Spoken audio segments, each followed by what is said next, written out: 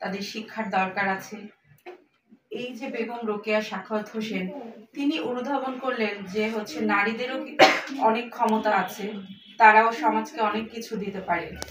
সেই উপলব্ধি থেকে নারীদেরকে অন্ধকার থেকে এই আলোর দ্বারে নিয়ে এসেছেন তিনি মূলত নারীদের সমাজ সংস্কারের কাজ করেছেন, নারীদের নিয়ে অনেক আন্দোলন করেছেন। সেই আন্দোলনের ফলশ্রুতিতে আজকে আমরা এই বেগম রোকেয়া দিবসটি পালন করছি।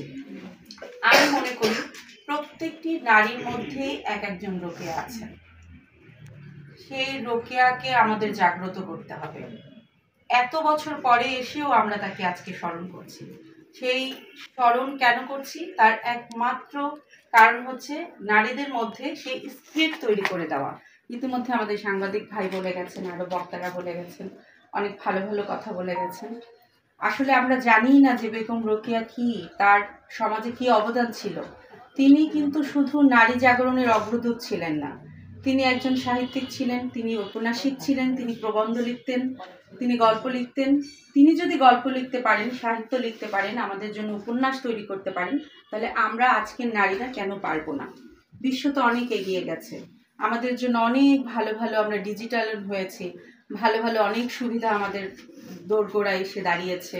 সেই রোকেয়া দিবসকে ঘিরে আমরা আরও যেন সামনে এগিয়ে যেতে পারি, তার জন্যই আজকের দিবসটি।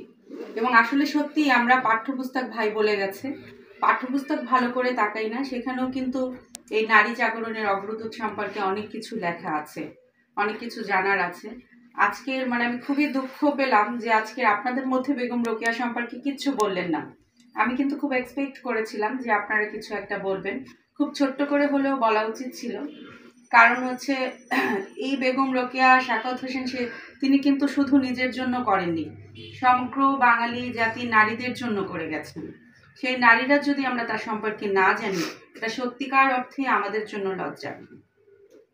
শুধু যে এই দিবসটিকে ঘিরেই আমরা তাকে মনে করব তেমনটি কিন্তু না, প্রতিটি দিনই তার জন্য স্মরণীয় দিন।